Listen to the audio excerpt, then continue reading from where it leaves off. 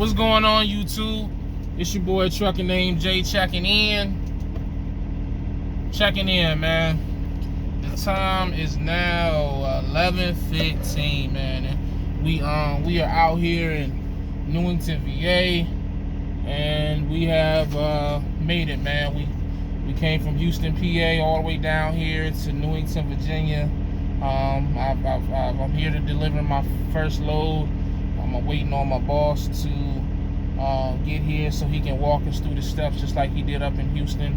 And yeah, man, dealing with the surge. I'm not gonna really discuss, well, I really can't talk about the unloading and loading process.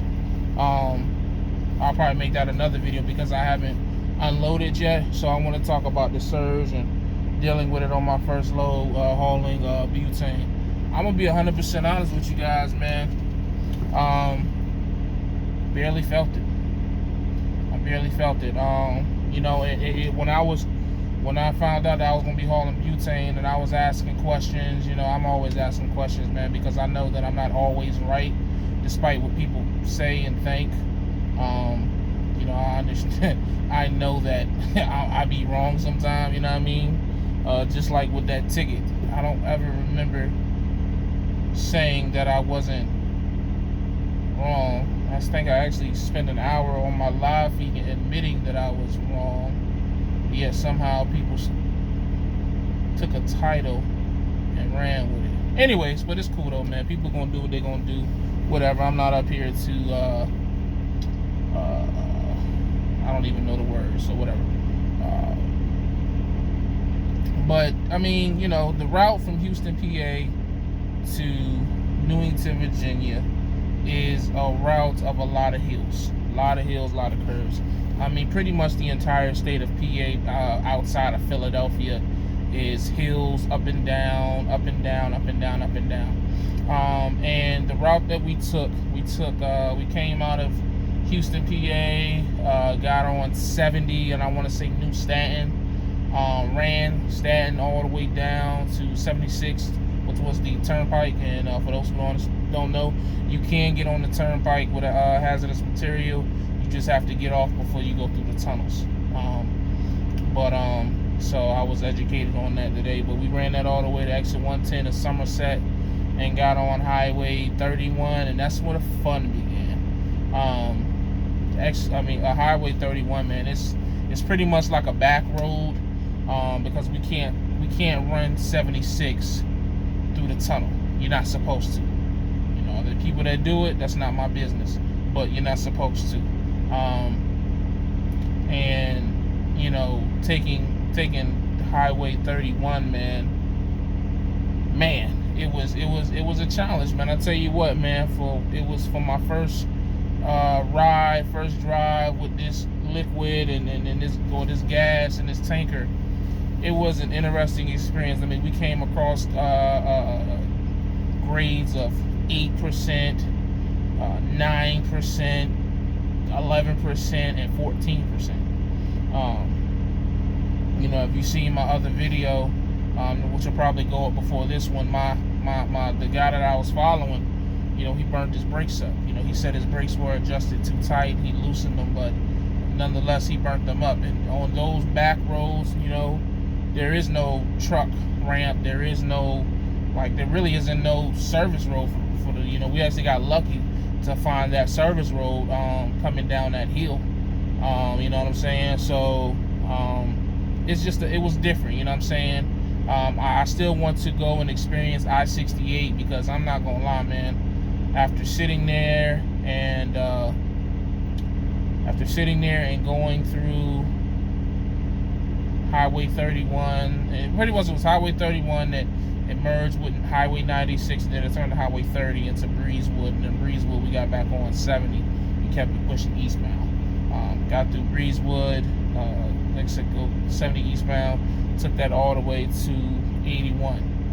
Took 81 south. Then got off at exit 307 and rode, I think that was, don't get me lying what road that was, but that got us down to 522, and and then 522 took us down to 66. Then we took 66 all the way down to 495 to 95, and once we got to 95, it was like 3 miles. We got off at exit 166A, and then it's right here. So pretty much we're right off of 95 up here in the Northern Virginia area. Now, for those who want to know, why did we take, you know, all that extra route? Look, if you know, you know. If you don't know, then hey, do your research. You know, I'm not gonna come up here and speak on that type of stuff. But that's the route that we took. You know what I'm saying? I'm slowly learning that things work a little different over here on the hazmat tanker side. You know, work a little different than, you know, pulling a drop box or a reefer. You know, that's not a. I don't say that disrespectfully. I'm just letting you know. It's just we just obviously, as you see me getting that ticket, we just got to move a little differently. You know what I'm saying? So, but anyways, pretty much it really wasn't any surge. You know, like my man Lamont had told me that butane is so heavy that it really isn't a lot of surge, and he was right, man. I mean, hell, I drove through PA on grades, around curves, up and down hills, and I really didn't feel it. I was tricking myself into thinking I was feeling it, because what was happening was, like, you know, in certain parts of, you know, just in the north period, the road would be uneven. You know what I'm saying? So you hit a groove and the truck will kind of be like sideways or leaning in. You know, I was mistaking that for side to side surge, but it wasn't. You know what I'm saying? I confirmed with another driver that was just the road. You know what I'm saying? So I was nervous though. You know what I'm saying? I ain't gonna lie, I was white knuckling. You know, puckering my butt cheeks. You know what I'm saying? Just because, one, I just don't like driving at night anyways, but I do it because it's necessary to make money. But you know, two, just driving hills and back roads at night with this type of load, man, was just nothing I had experienced before. But it wasn't as bad as I thought. I got through it. You know, I didn't crash. I didn't kill anybody. And for real, you gotta take that as a win. You know what I'm saying? We get so caught up in so many other things that we forget how dangerous our jobs is. Whether you pulling dry van, refrigerator, flatbed, tanker, car haul, or oversized load, whatever you choose to haul, man, we operate a dangerous vehicle that if we ever lose control of this vehicle, it's over just like that. You know what I'm saying? So every day that we finish our shift and, you know, go off duty and make it to our sleeper berth in our bed, man, it's a blessing. You know what I mean? So I'm just not gonna take it. I'm not gonna take that for granted. You know what I'm saying? Especially hauling what I haul. You feel what I'm saying? So really wasn't no surge at all. It's just, I mean, I really wish I could give you a more a defining answer about the surge, more you know, definition about it, but it just really wasn't any at all. And I'm loaded. The way my truck is, I weighed myself empty. I'm 4,300 pounds. Well, let's 43.8. So let's say 44. With 7,400 gallons of, well, 7,400 gallons. Oh shit! Hold on.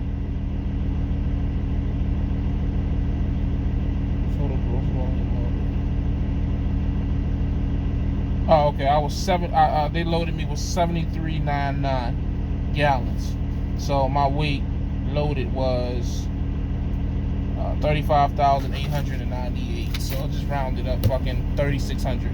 So you do 4,400, round it up to 4,400 plus 3,600. They put you right at 80,000. So I wasn't light. You know what I'm saying? And I probably would have been over that. Or closer to that, because it's probably around 79.8, 79.9. But you can do the math. My trailer empty is 43,800. I got the damn ticket right here. You can do the math if you want. So empty, with like a quarter tank, half a tank, my truck and trailer is 43,820. They loaded me with 35,895. So I got my other phone. I forgot I charged it. What did I say? 43,820 plus 35,895. So I was 79,715. So maybe about 285 pounds away from being at capacity, which is 80,000 pounds. However, you know, it's plenty. It's plenty of room left in the tank for me to take on more than that. You know what I'm saying? But the thing with that is, you know, scales and but that's if you pass the scale. That goes back to what I was talking about earlier about taking them. You know, whatever. If you know, you know. But so yeah, man. So I might take it up to like 75 or maybe even 7,600 on the next go around, just to kind of play with it to see, because my company, they actually, even though I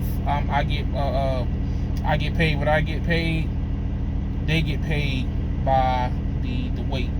You know what I'm saying? So you know, the heavier I am, the better they are off money wise. So I'm trying to be considerate of that, because you know, I want to look out for the company. This company looked out for me time and time again. So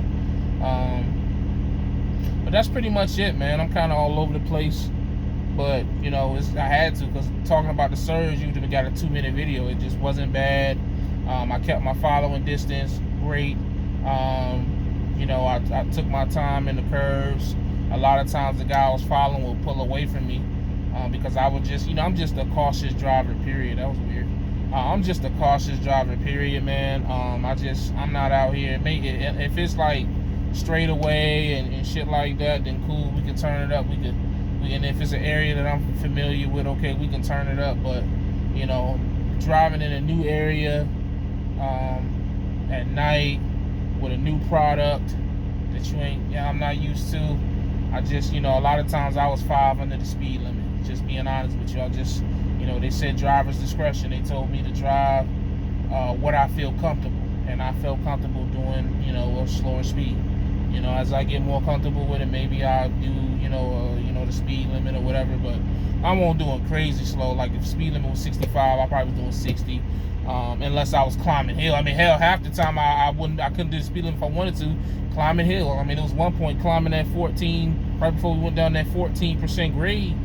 I think the truck, I was doing like 15 miles an hour, and I'm in automatic. You know, and the people telling me, "Oh, we'll put it in manual." That shit don't do nothing. I'm in an automatic with about 400 some horsepower. The truck ain't gonna do but so much. You know what I'm saying? So, you know, it definitely, you know, I see why a lot of guys grab, you know, Peterbilts and Kenworths and, you know, trucks with, you know, a little bit more horses. You know, 500, 600, 700 horses, because I mean, pulling this is you need some power, especially if you're gonna be hitting hills, man. Especially if you're gonna be hitting hills. So. But like I said, man, that's pretty much it, man. It's only day one. You know, I'm not gonna get too comfortable. I'm not gonna get too cocky. I don't think I'm cocky at all. I'm sure some would disagree, but I'm just gonna continue to learn and continue to try to get better, man. You know, I'm just trying to take care of my family, make as much money as I can, and you know, operate the vehicle safely. So, gonna get loaded, and hopefully they'll allow us to park here. Because up this area, man, it really ain't no truck parking nowhere, not within 30, 40 miles, man. We will have to damn near drive, and unless we go down to the rest area. But I mean, I don't think we're doing a load tomorrow, so it really wouldn't make a lot of sense to do. It really wouldn't make a lot of sense to do a break here. But then again, when we wake up in the morning, we can drive wherever we want to go. I'm sorry, I'm getting off of something in this video. As always, stay safe, stay positive, stay productive. God Family Trucking.